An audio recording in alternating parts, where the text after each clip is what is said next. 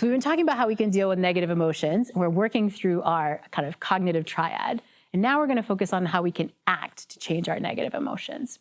And one of the big things we need to do when we're acting and when we're helping our kids act to their negative emotions is find ways to embrace a bit of what's called distress tolerance. This act of kind of managing, allowing, enduring negative emotions and whatever other aversive states we experience, whether that's boredom or physical discomfort and so on. I think we think as parents that we shouldn't go for distress tolerance, we should go for a distress avoidance. So as soon as our kids are experiencing something sad, it's like, don't be sad, do this thing so you're not sad. As soon as they're bored, do this thing so you're not bored.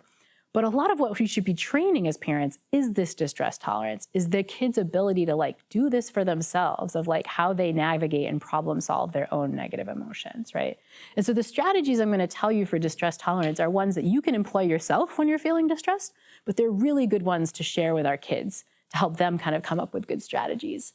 And in dialectical behavior therapy, where distress tolerance is often talked about, they use this particular acronym of ACCEPTS to walk through, remind yourself of strategies that you can use to deal with distress. And ACCEPTS stands for activities, contributing, comparisons, emotions, pushing away, thoughts, and sensations. So how does this work? ACCEPTS are all these things you can go through, like a big list of things to turn to when you're feeling distressed.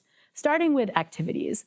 Sometimes when you're feeling distressed, you just need something to take your mind off the distress. And that's jumping into activities. You knit, you read something, you call a friend, you just do something to take your mind off it. That's the activities. Some busyness that takes you away from it. Really good for some types of distress. The first C in ACCEPTS come from contributing, because one really great thing to alleviate your distress is to do something nice for other people. So can you just get into your mindset of how I can help somebody else? That could be donating, it could just be texting a friend to check in, just something that's a little bit more other-oriented, right? That's a great way to alleviate distress. Second C comes for comparisons, right? And this is a way you can use your thought process to think, it might not be as bad as I think, or it could be worse. Instead of doing the normal social comparison when you feel bad about yourself, you think, I've been through this before, here's another case where I've gone through it. You compare to a time that will make you feel better about the distress that you're going through. That's the comparison. Second C for comparison. Now we get to the E, which is for emotions, which is sometimes when you're feeling distressed, you need to just turn on other emotions. And easy, good ways to do that, especially for our teenagers, is to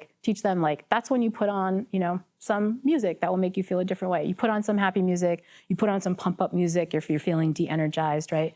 If you don't want to use music, you can kind of watch a silly video, especially good if you do that with somebody, cute videos about cats. I recommend cat videos, even if you do that with somebody else, right? You just do something to change your emotion and have strategies at the ready that you go to when you're feeling that. That's the emotions. Now we get to the P, which is pushing away, which is another kind of cognitive strategy where you just say, nope, I'm not feeling that emotion. You can even literally imagine in your head, your hand pushing that emotion away, this kind of visualization of your emotions moving.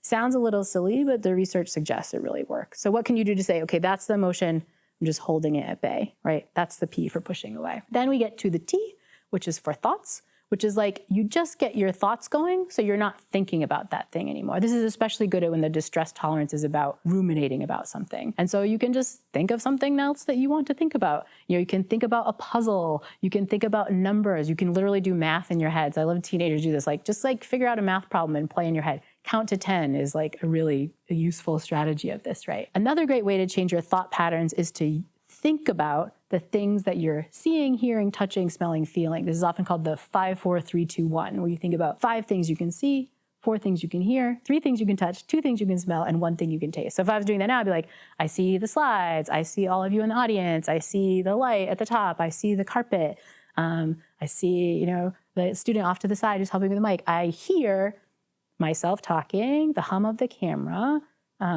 You can see what's happening. It's getting harder for me to do this. Whatever I was ruminating about before is gone, right? So this is a really good strategy. I think teens can really resonate with. That's thinking about stuff that's getting your mind off whatever it was.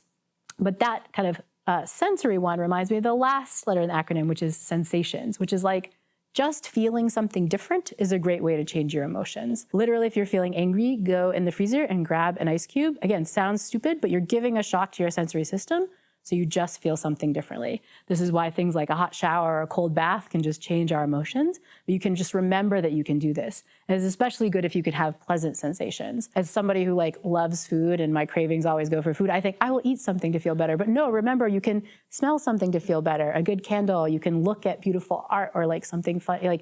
You can use your senses to change these things. Very powerful. So that's the accept strategy, a great one for you, but even a great one to just kind of print out and have around so your kids can try to figure out these ways. And the reason is that if we can all get good at tolerating our distress rather than immediately getting rid of it, we will bring that strategy to times when maybe you won't be allowed or you won't be around to help them alleviate their distress. And they'll have just great strategies, problem-solving strategies at the ready to deal with it.